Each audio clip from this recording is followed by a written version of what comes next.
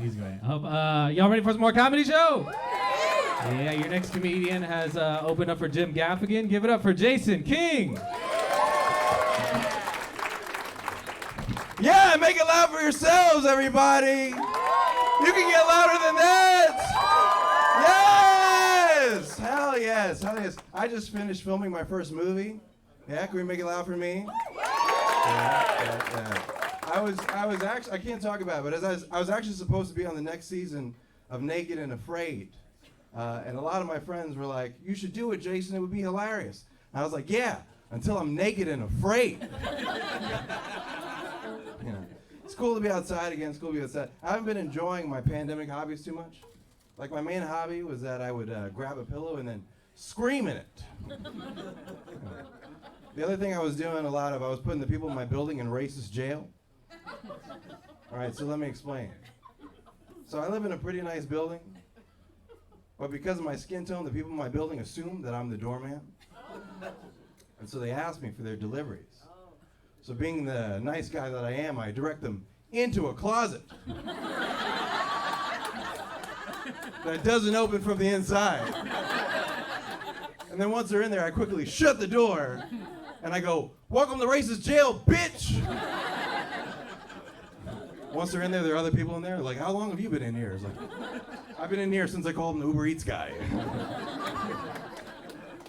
Yeah, it's cool to be outside again. As soon as like everything opened up, I went dancing and I dislocated my shoulder because I went too hard while Harlem shaking. Yeah, I went to the doctor. He was like, Jason's a young man who recently dislocated his shoulder by living in the past. Yeah, because I hurt my shoulder, I was in a sling. And one thing I learned about being in a sling is that white people were still afraid of me. Right?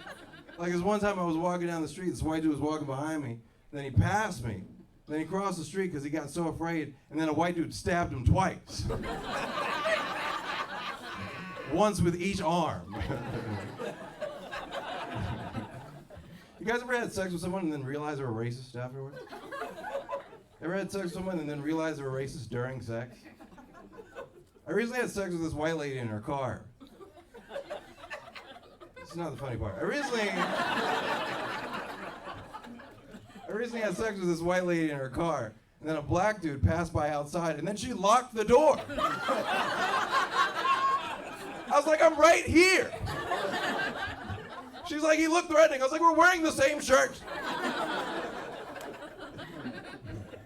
I just came back. I was on tour. I was in Minneapolis, and I saw the George Floyd Memorial. That made me think about, looking at some of the Black Lives Matter, protests and riots. And I was watching this one old video where they're looting a mall, and they loot the Louis Vuitton, they loot the Macy's, they loot even the McDonald's. But the store that I feel the worst for is the Gap,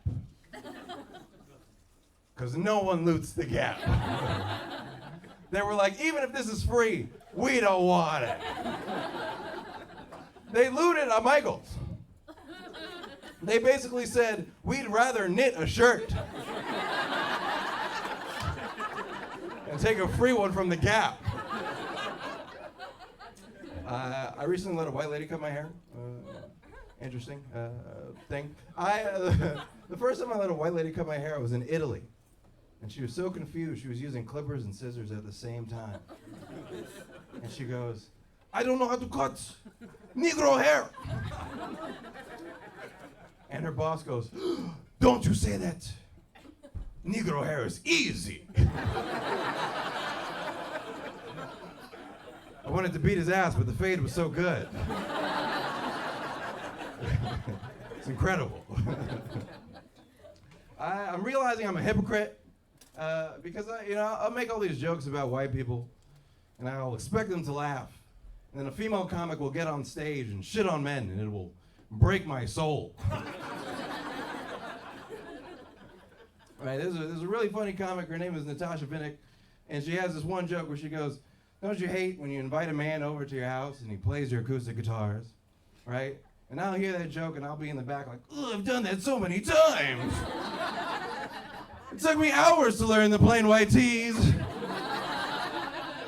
Oh, what you do to me. Oh, what you do to me. Everybody in here vaccinated? It's kind of tepid. I don't feel too safe with that response. I'm vaccinated, but as a black person, I feel bad for anti-vaxxers. Because it feels like we're putting them through Jim Crow laws right now. Right? We're like, you're not locked up anymore, but you can't eat here. Right? If you're not vaccinated, you get treated like a black person in the 60s. It's like, hi, welcome to the restaurant. Are you vaccinated? No? Well, read the sign, nigger. Outside. And put a mask on because you make me sick.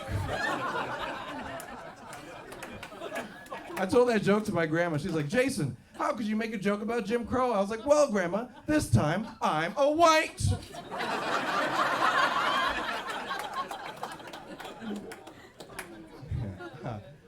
That was good? I appreciate your approval. That's what I look forward to. I realize I'm gonna get canceled at some point. I realize it's gonna happen. And I think in San Francisco, I get into a lot of PC standoffs. Anybody know what that is? I get into a lot of PC standoffs. Like you'll be at a comedy show, and then you'll say the wrong thing, and some lady with purple hair will start recording you. So you also draw your weapon. Sometimes you keep it real gangster, hit her with the landscape. She's trying to get you canceled. You're trying to get her turned into a remix.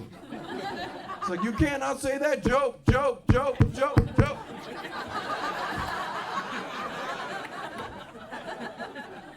one thing I do hate about cancel culture is the fact that there's no road to redemption, right? You say one bad thing and then you're forever labeled a bad person. And I think it's so interesting that we're putting immovable labels on people in a world where we're learning that everything is increasingly fluid, right? Like in today's world, we can be like, hey, I recognize that Jack is Jill now, but Jill's still a bitch. All right, like minds can change. All right, when I was younger, I saw two dudes making out, I closed my eyes. Now I'm a little bit older. If a dude offered me $1 million to suck his dick,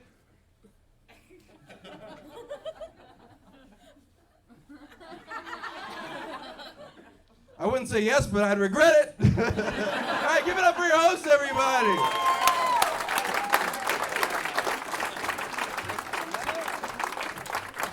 Jason King, everybody. Give it one more.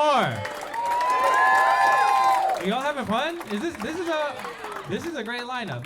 Am I tripping though, or does this whole lineup look like we all work at the same thrift store? This is the most Buffalo Exchange looking lineup I've ever been on. I love it. So y'all ready for your next comedian?